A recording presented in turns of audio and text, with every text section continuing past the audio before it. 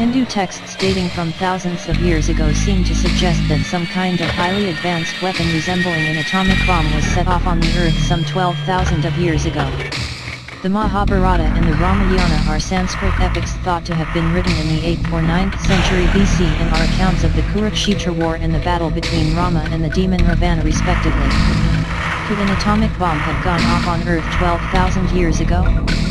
Some of the passages from the Mahabharata suggesting a nuclear conflict, a single projectile charged with all the power in the universe, an incandescent column of smoke and flame as bright as 10,000 suns, rose in all its splendor.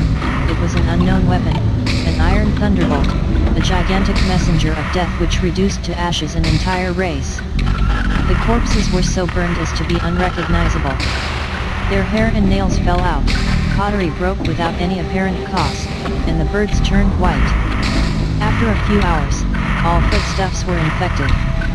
To escape from this fire, the soldiers threw themselves into the river.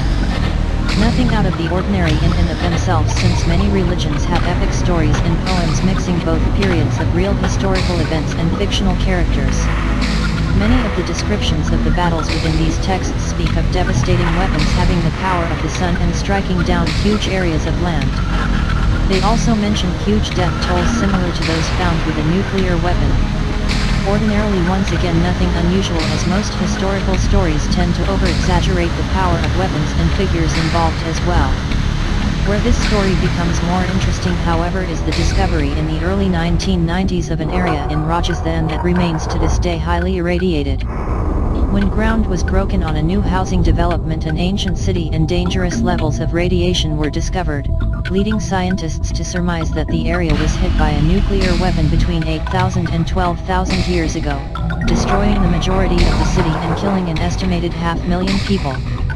How the ancient Indian powers at the time developed nuclear weapons is a mystery, although of course no records exist showing anything like the levels of technology needed to develop these kinds of weapons. There is also a mysterious crater near the Bombay area of India that defies explanation that could fit the bill as a possible detonation site for a nuclear weapon also. Kesari Mohan Ganguly said of the bodies found in the ancient city, they discovered skeletons scattered about the cities, many holding hands and sprawling in the streets as if some instant, horrible doom had killed its inhabitants. People were just lying, unburied, in the streets of the city.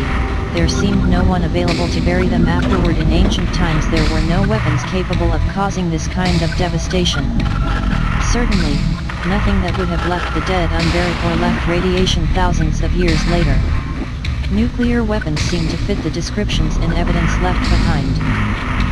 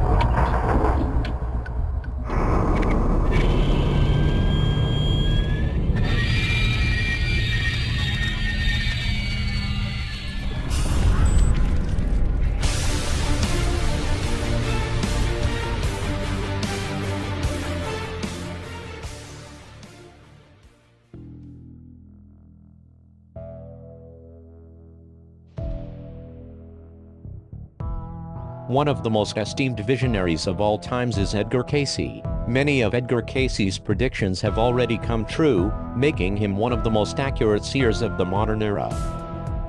Cayce used his alleged gift of mediumship to give psychic readings to thousands of clients, informing them about everything from past lives to medical diagnoses to future prophecies. Cayce, also known as the Sleeping Prophet, correctly predicted the stock market crash and Great Depression of 1929 as well as World War II and the assassination of the Kennedy brothers. For the year 2017, the following predictions are revealed. World War III. Casey predicted the possibility of a Third World War. He spoke of strifes arising in Libya and in Egypt, in Ankara and in Syria, and areas above the Persian Gulf. Casey also predicted that America may also be involved in a world war as well. This does not come to a surprise, as the president-elect Donald Trump has in fact already sent the first salvo of a world war. Donald Trump's inauguration speech on January 20th was decidedly off-key with the tone of any of his precedents on the same occasion. Trump didn't mince his words. He delivered a full-on declaration of a world war, directed more than ISIS to Europe, Germany in particular. This new world war relates to Trump's priorities in foreign and trade policy. Germany and China are the targets of the Trump's trade war. But Trump will also use China to build up the one domestic industry that has remained largely intact, defense. The threat of China's military buildup is downright bullish for U.S. defense and aerospace companies. Quietly, during the past 8 years, China has increased its military budget and its military-industrial sector. A number of U.S. allies have felt threatened by China's military aspirations. Changes in Europe. Edgar Casey predicted that a large chunk of Europe will be changed drastically, that is politically, economically and culturally speaking. We are already seeing an upheaval in Great Britain over the recent Brexit from the European Union. As well, the economies in Greece and Spain are not at their best, and with the threat of terror looming, it seems quite possible that this Casey prediction could come true. Europe is already looking back on 2016 as a dreadful year, the horror of attacks in Brussels, Nice and Berlin, the shame of Calais and the earthquake.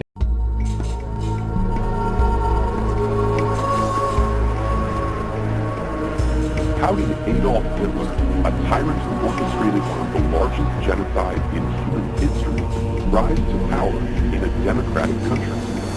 The story begins at the end of World War I. With the successful Allied advance in 1918, Germany realized the war was unwinnable and signed an armistice ending the fight. As its imperial government collapsed, civil unrest and workers' strikes spread across the nation. Fearing a communist revolution, major parties joined to suppress the uprising, establishing the parliamentary Weimar Republic.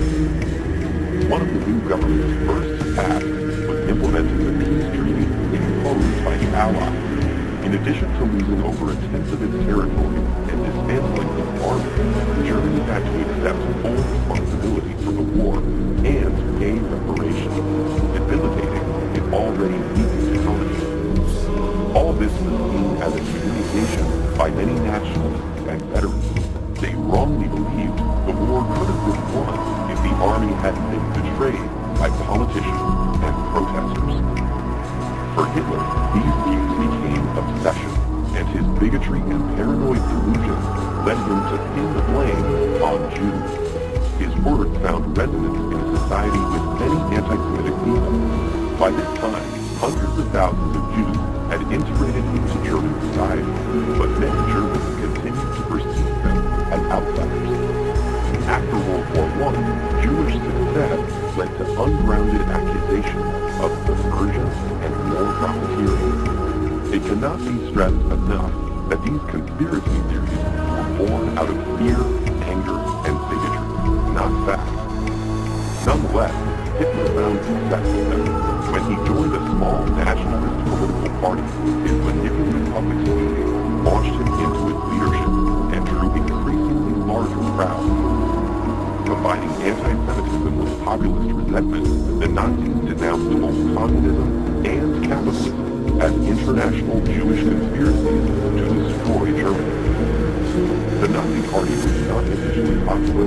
After they made an unsuccessful attempt at overthrowing the government, the party was defeated, and Hitler jailed for treason. But upon his release about a year later, he immediately began to rebuild. And then, in 1929, the Great Depression happened. It led to American banks withdrawing their loans from Germany, and the already struggling German economy collapsed overnight. Hitler took advantage of the people's anger, offering them convenient scapegoats and a promise to restore Germany's former greatness. Mainstream parties proved unable to handle the crisis, while left-wing opposition was too fragmented by internal squabbles. And so, some of the frustrated public flocked to the Nazis, increasing their parliamentary vote from under 3% to over 18% in just 2 years. In 1932, Hitler ran for president, losing the election to decorated war hero General von Hindenburg. But with 36% of the vote, Hitler has demonstrated the extent of his support. The following year, advisors and business leaders convinced Hindenburg to appoint Hitler as chancellor, hoping to channel his popularity for their own goals. Though the chancellor was only the administrative head of parliament, Hitler steadily expanded the power of his position. While his supporters formed paramilitary groups and fought protesters in the streets, Hitler raised fears of a communist uprising and argued that only he could restore law and order. Then, in 1933, a young worker was convicted of setting fire to the Parliament building. Hitler used the event to convince the government to grant him emergency powers. Within a matter of months, freedom of the press was abolished, other parties were disbanded, and anti-Jewish laws were passed. Many of Hitler's early radical supporters were arrested and executed, along with potential rivals. And when President Hindenburg died in August 1934, it was clear there would be no new election. Disturbingly, many of Hitler's early measures didn't require mass repression. His speeches exploited people's fear and fire to drive their support behind him and the Nazi Party. Meanwhile, businessmen and intellectuals wanting to be on the right side of public opinion endorsed Hitler. They assured themselves and each other that his more extreme rhetoric was only for show. Decades later, Hitler's rise remains a warning of how fragile democratic institutions can be in the face of angry crowds and a leader willing to feed their anger and exploit their fears. Stand back and stand by. Stand back and stand by. Hail Trump! Hail our people! Hail victory! Stand back and stand by. The phrase he used has already been converted into a logo. Stand back and stand by.